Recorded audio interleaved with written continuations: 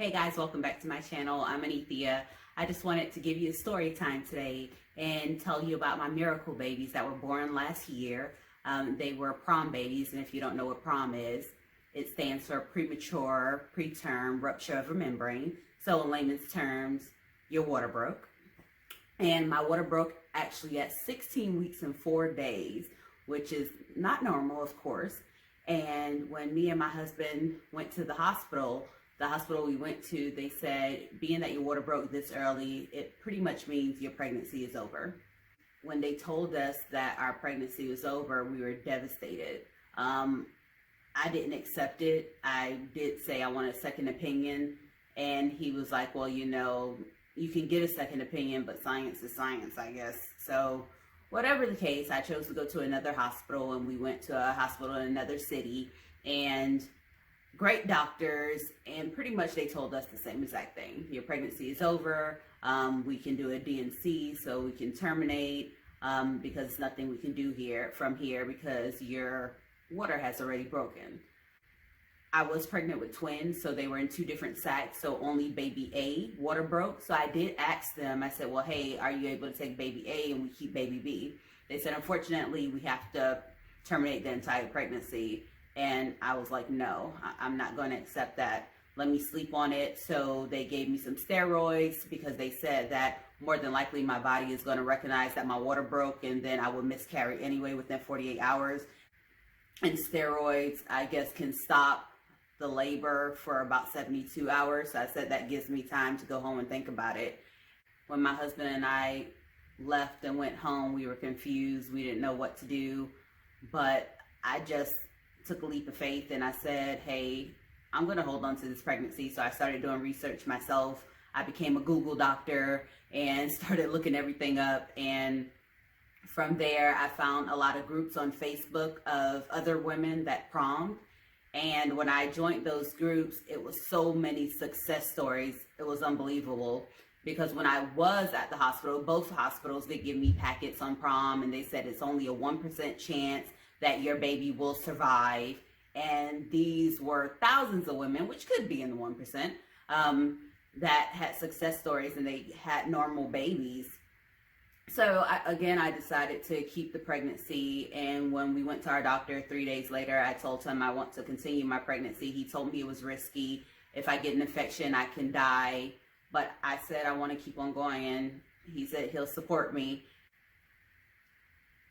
So my doctor decided not to put me on bed rest because unfortunately I was only 16 weeks and 4 days, or at that time I was 17 weeks.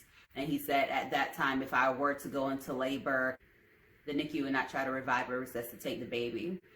So he said if I can make it to 24 weeks, what he will do is hospitalize me. So I carried on my pregnancy, and I did make it to 24 weeks. And it was very shocking to the doctor when I went into the office, and he was like, wow, you're still pregnant. So he hospitalized me at 24 weeks, which was different, and I don't even know how to describe the experience because I have never left my children for long periods of time. So my husband pretty much had to hold down the fort and take care of the kids at home while I was hospitalized. My mom did come down. Well, guys, it's actually 2 o'clock in the morning, so Chloe decided to wake up. Say hi, Chloe. Okay, so at 24 weeks, they admitted me to the hospital, and when I was admitted to the hospital, I stayed there from 24 weeks to 25 weeks. What happened at 25 weeks is that they would give me an ultrasound 3 times a week, and at 25 weeks, they said that my fluid looked like my water never broke. So they did a few more ultrasounds, and they sent me to a high-risk doctor while I was in the hospital, and they said, yeah, your water resealed, so you're having a normal pregnancy again. You can go home. And I was excited because it was during flu RSV season, and around that time, they don't allow children to come to the hospital, so I didn't see my kids in a week. I mean, I seen them, you know, via like Skype, Messenger, but outside of that, I didn't get to see them. My husband came every day to hang out with me and watch Netflix.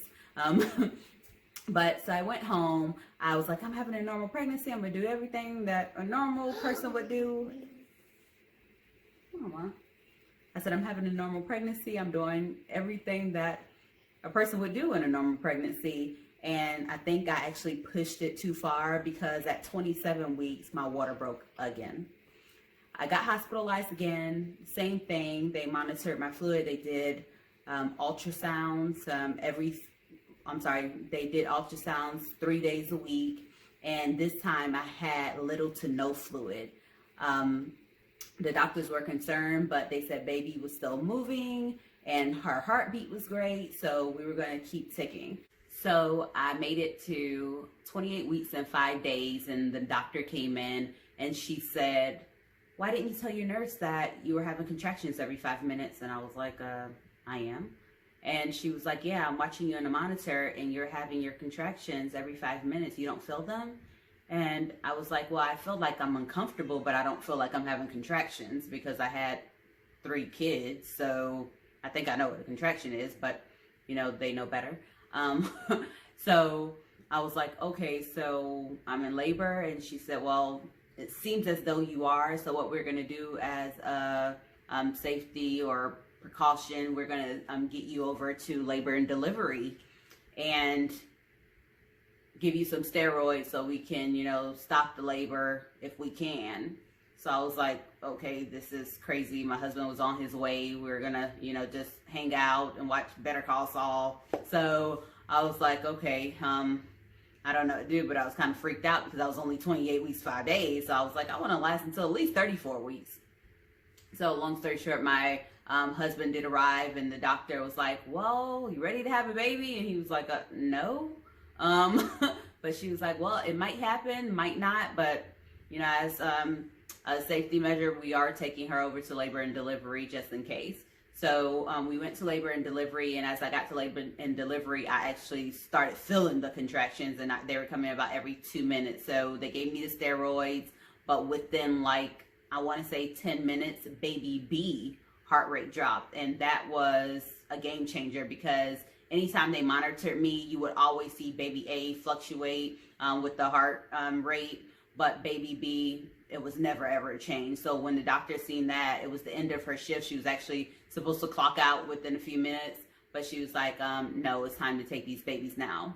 So she was like, the other doctor came in, and she was like, let's scrub up and we can do this together. She was like, I'll stay on a little longer to help you out. And I love this doctor. Like, me and her actually kind of became friends. She would come in every morning and just chit chat with me. And sometimes it wasn't even about, you know, the pregnancy. So I'm glad she stayed. It made me more comfortable.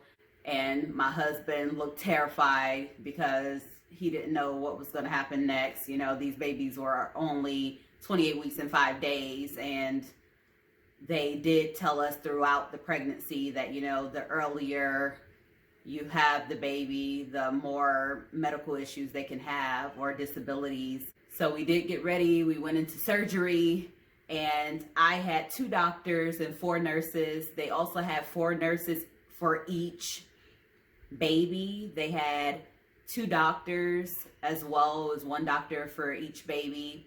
And they pretty much told me that, you know, the baby could come out stillborn. The babies can come out and, you know, only live for a few minutes, few hours. I just have to be prepared, to try to be prepared. You know, the babies can have any type of disabilities. The lungs could be underdeveloped.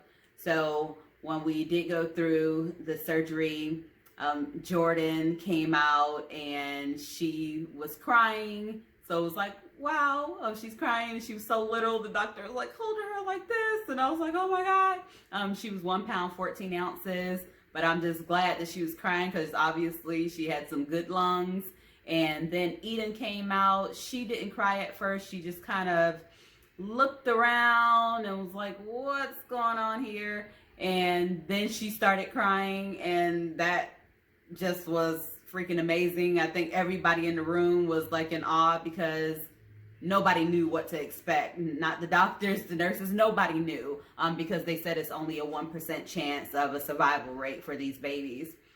Well, they did hurry up and get the babies in the back, and they had all these machines or whatever. But the doctor came out and he said, actually, we don't have to put them on oxygen because they're actually breathing on their own. But being that they're so small, we do have to put them on a CPAP machine for pressure because their bodies are too light to apply that pressure that they need to their lungs.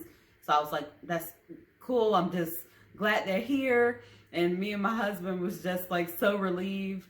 And after recovery, well, before recovery, they took the babies to the NICU. And after my recovery, they rolled me out to the NICU, so we got to see them. I did not get to hold them right away because they were tiny. And I'm sorry, I probably didn't tell you the weight of Eden. Eden was 2 pounds, 7.5 ounces. Jordan was 1 pound, 14 ounces, and Eden was 2 pounds, 7.5 ounces. But, you know, seeing them, the NICU experience was an experience I have never, I mean, I can't even explain the experience because it was surreal. Well, that was the end of my story. I hope you guys liked it. So if you did, please give us a thumbs up and subscribe to our channel. You can also hit the notification button so you'll be notified on our next upload.